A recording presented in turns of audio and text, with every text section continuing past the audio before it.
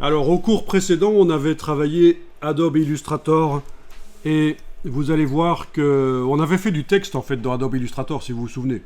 Ça peut être importé dans Photoshop. Alors bien sûr, Photoshop fait aussi du texte, mais Illustrator le fait d'une manière différente et ça peut avoir un intérêt de le faire dans Illustrator.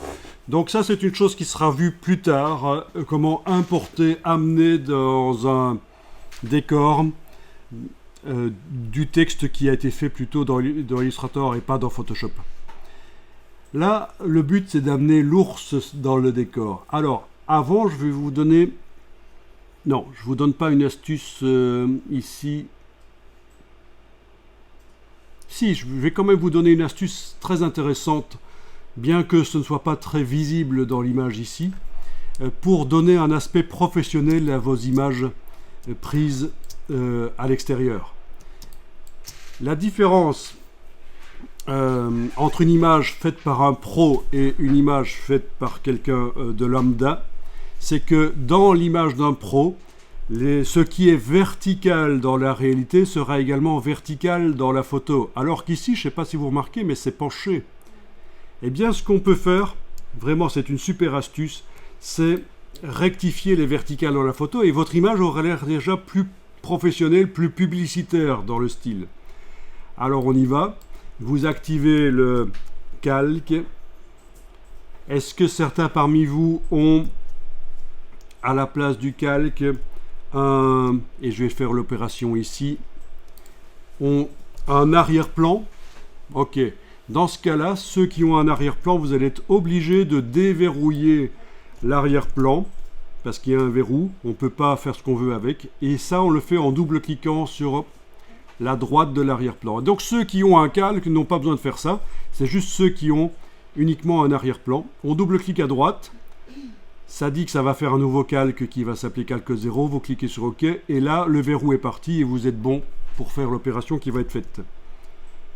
Alors,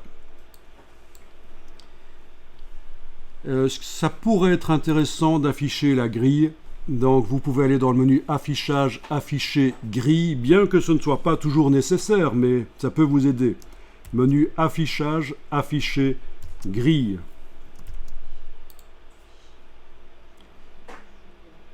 Et là vous avez une grille qui apparaît. Alors la grille elle est fort complexe, on va la simplifier. Vous allez dans les préférences de Photoshop. Donc si on est sur PC, c'est édition préférences, sur Mac, c'est Photoshop préférences. Et vous allez jusque repère, grille et tranche.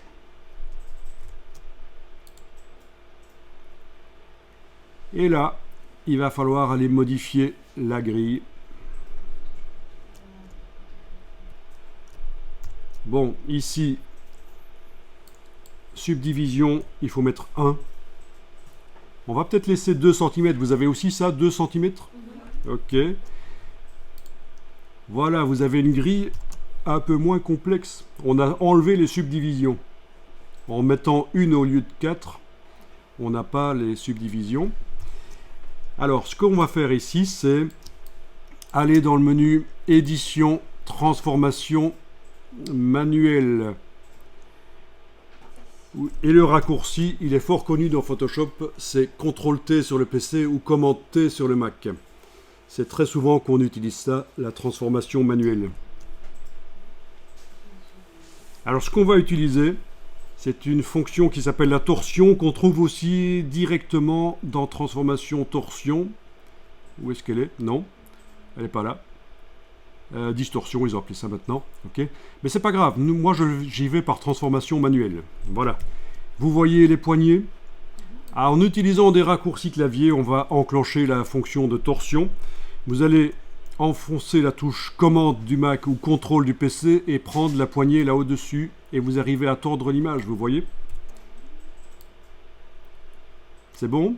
Ah oui, il faut avoir zoomé en arrière avec Alt roulette pour arriver à faire ça, je ne l'ai pas dit. Parce que si vous êtes en zoom avant, la poignée, vous ne la voyez pas. Il faut être en zoom arrière. Donc c'est la touche commande sur le Mac.